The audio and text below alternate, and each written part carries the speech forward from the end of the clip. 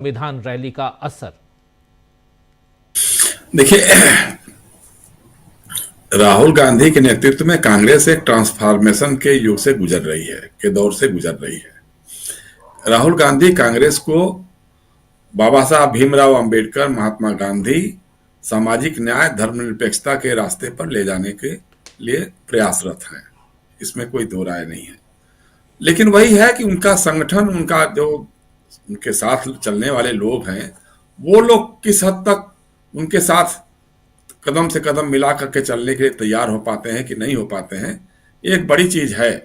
अब महू में बाबा साहब भीमराव अंबेडकर साहब के जन्म स्थान से जो मैसेज देने की कोशिश की जा रही है, अगर कांग्रेस एकजुट चेहरा कांग्रेस का दिखाई देता है, क्योंकि कांग्रेस जितनी बुरी हालत में मध्य प्रदेश में पहुंच गई है, उसके बावजूद उसके आपसी गुटबाजी जो है खत्म होने का नाम नहीं ले रही है। नेता अलग अलग शोरूम में बोलते हैं, कमलनाथ जी कब तक कांग्रेस में है, कब भाजपा में जाएंगे या कब नहीं जाएंगे, उनके बीच बीच में ये बातें चलती रहती हैं।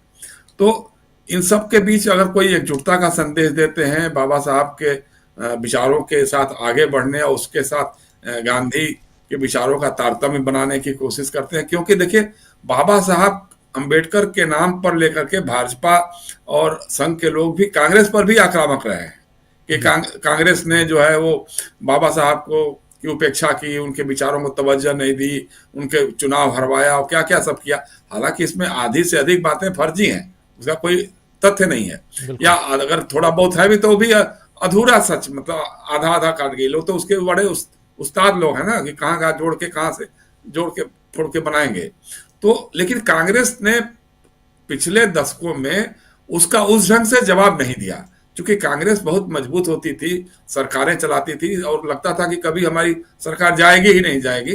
तो इसलिए जो काउंटर करना चाहिए था राष्ट्रीय स्वयंसेवक संघ का, जनसंघ या भाजपा का, उस लेवल तक का काउंटर कभी उस ढंग से किया नहीं। अब राहुल गांधी ने उसको जोड़ करके गांधी, अंबेडकर, कांग्रेस, इसको जोड़ करके जो आगे बढ़ने की कोशिश की है, इससे मेरे ख्याल से बहुत सारी धुंध छटेगी और एक नया मैसेज जाएगा। और नए लोग जो, देखिए आज की तारीख में जो दलित समाज है, आदिवासी समाज है, वंचित समाज है, अल्पसंख्यक समाज है, वो अपने नेतृत्व से ठगा हुआ महसूस कर रहा है। उसको एक फिर से कांग्रेस के रूप में कोई एक नया नेतृत्व, कोई उस ढंग का कोई चाहिए जो उसको लेकर के आगे बढ़ सके, जो उसकी बात को कर सके। और ये काम राहुल गांधी बखूबी कर रहे हैं। दलित चौराहे पे खड़ा हुआ है। आज देखिए मायावती की राजनीति एक तरह से खत्म सी हो गई है। चंद्रशेखर आजाद अपने कुछ कुछ इलाकों में थोड़ा बहुत सक्रिय है नहीं है, लेकिन बड़े पैमाने पे अगर राष्ट्रीय राजनीतिक दल के तौर पे अगर राहुल गांधी इस बात को बढ़ा रहे हैं, तो एक है वो काफी कारगर हो गया। मुझे लगता है कि महू से एक संदेश देने की कोशिश भी कांग्रेस के लोग, खड़गे साहब हैं या राहुल जी हैं या प्रियंका गांधी हैं, तो वहां से एक मैसेज देने की कोशिश की जाएगी। हो सकता है अब उसका असर दिल्ली के चुनाव में कितना पड़ने वाला है, ये तो थोड़ा सा कहना मुश्किल है।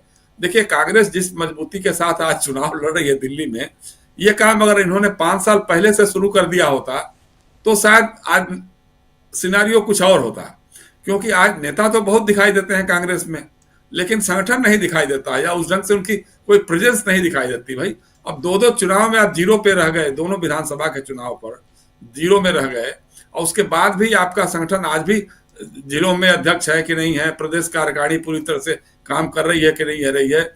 और बीजेपी को इतनी आसानी से सतही आकलन से खारिज करना मेरे ख्याल से गलत होगा।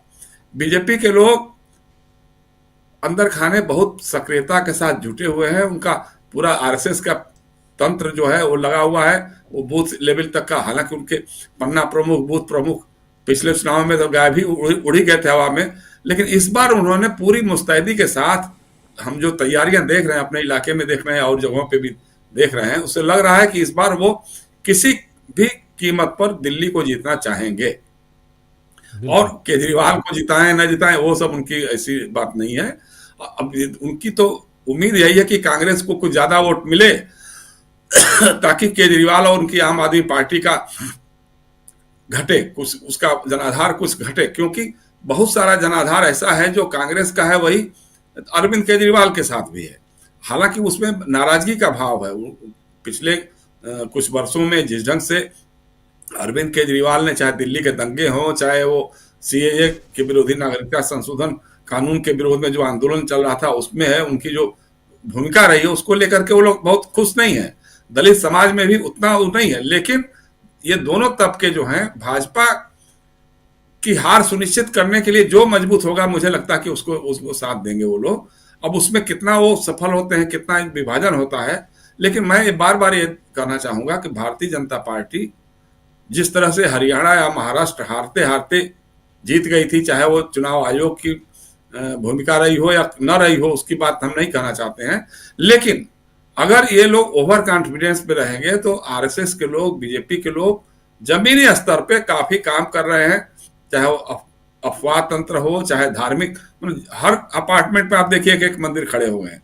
उन मंदिरों से जो मैसेज देने की कोशिश की जा रही है, अपने आप में बड़ी चीज है। हेमंत जो कह रहे थे वो है, रामचरितमानस की बात हो, जितने तीज त्योहार होंगे उसमें उनकी सक्रियता बढ़ी है और संसाधनों की उनके पास कोई कमी नहीं है। मीडिया उनके साथ खड़ा है, कारपोरेट उनके साथ खड़ा है, संघ के स्वयंसेवक प्रचारक उनके साथ खड़े हैं।